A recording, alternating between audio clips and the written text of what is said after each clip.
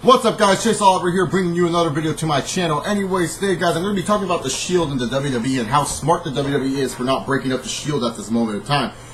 Pretty much since, like, I don't know, SummerSlam, maybe even Survivor Series, when people overbook their WrestleMania 30 fantasy cards and we get crazy matchups like Dolph Ziggler versus Alberto Del Rio in a fucking Mexican flag match for the World Heavyweight Championship, where we overbook a lot of our shit for WrestleMania. But one thing was for certain, a lot of us fans thought for certain, with that at WrestleMania 30 we were going to get a triple threat match between Dean Ambrose, Seth Rollins, and Roman Reigns, breaking up the Shield. And in all honesty, I say to myself, when I first saw them turn face on Raw, I said, I don't get it. Why are they turning the Shield face? They should be setting up a breakup between the Shield.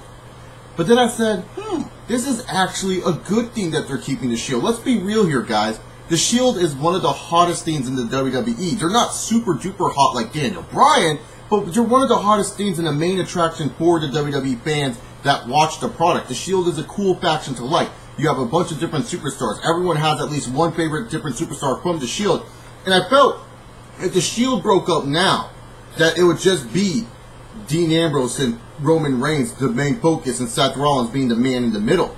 But now with this eventual babyface turn, we can see what guys like Seth Rollins and Roman Reigns do at babyface. I truly believe Dean Ambrose will be the guy to turn on the Shield, and he will be a heel for the company, a major heel for the company. So I don't really think they're going to have Dean Ambrose stay face for long. But I feel that this face turn that the Shield is taking on is more for Seth Rollins than it is of Roman Reigns. Roman Reigns is easy to get a babyface reaction from. He is very charismatic inside of the ring. Difference between charismatic inside of the microphone and inside of the ring. And on the microphone, he's not that charismatic. Let's be real here. But when it comes down to in the ring, you don't tell me you don't get hyped up when you see Roman Reigns spear someone, or you see Roman Reigns go after he hits a Superman punch. Roman Reigns has charisma inside of the ring. There's a difference, people, and some people don't really understand that. But Roman Reigns is easily a guy that can get cheered inside of that very ring just based off his presence alone and how he acts and the way he does his moves. They're very babyface-ish, so he can get it over well. I feel this face turn is more for Seth Rollins. Now, I'm going to be dead honest here.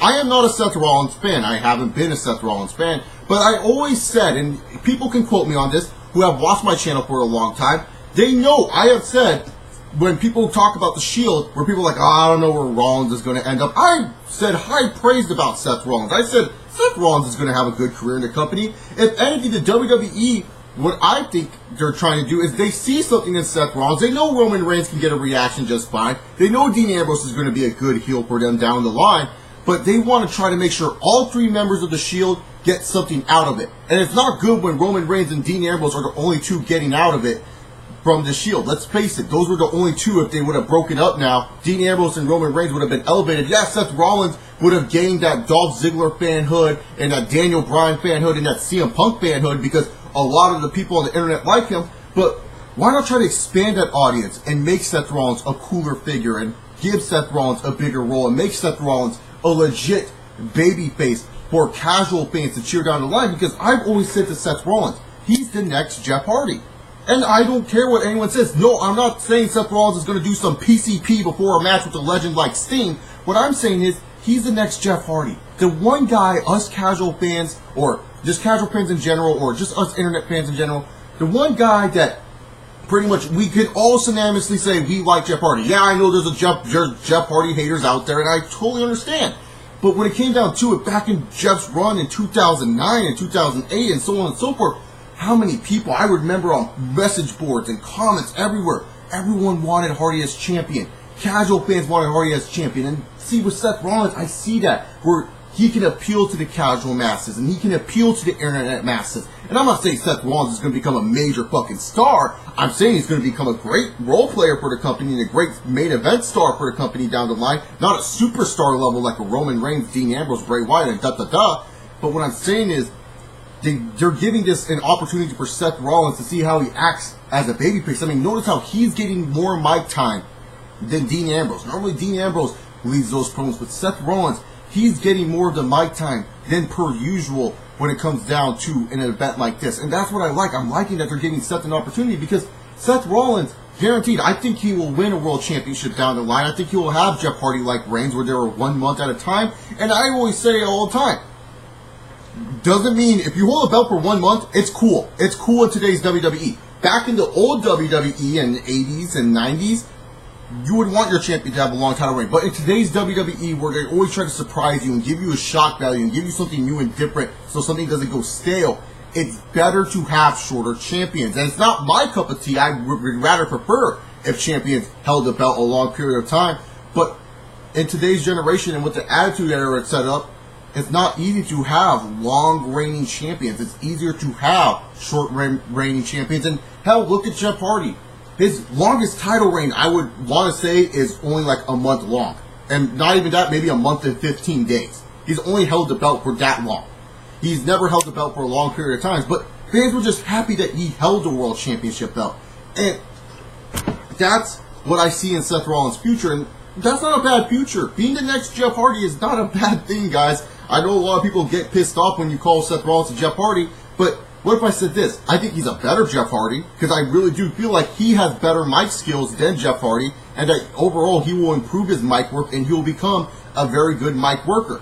Now, this is coming from a guy who does not really like Seth Rollins, nor is a fan of Seth Rollins, showing you that I'm not biased towards Seth Rollins. I really hope this guy has a great future, and I feel that's why they turned to Shield babyface, is to set up Seth Rollins more, because I feel this is what the WWE is thinking. Why have Roman Reigns, this big old motherfucker, why have Roman Reigns rot in the mid-card during the summertime, or rot in the mid-card during the fall time? Why? Roman Reigns is a guy that they can push just like that. He doesn't need a mid-card belt. Batista never won a mid-card belt. I mean, Roman Reigns can take a slow push to the main event scene. Or even, hell, a fast push. Dean Ambrose and Seth Rollins. Look at that feud right there. That would be a great mid-card feud. We talk about how the mid-card doesn't have any good feuds. I would find Dean Ambrose and Seth Rollins more entertaining and more thought-provoking and more storyline-based than a Roman Reigns versus Dean Ambrose. Roman Reigns and Dean Ambrose, it's just two alpha males in the same faction going at it. We've seen that storyline many times, and hell, you could save that storyline for when these guys are fighting for a world title down the line.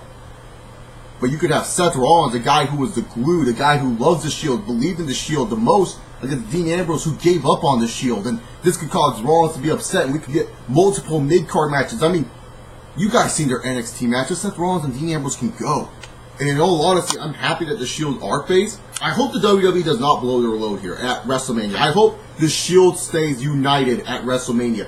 I would plan to break up the Shield near the summertime. Have a big SummerSlam match. I mean, plan it for SummerSlam. Now, I know WWE doesn't really plan in advance anymore. They plan what goes around Triple H's mind. Ugh.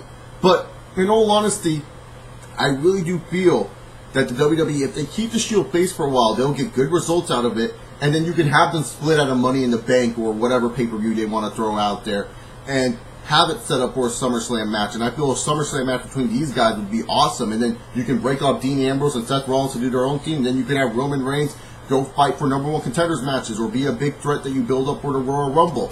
That's what I would say. I know I'm not going to be correct on all these predictions or, based off my booking or my thoughts because the WWE likes to do things their way.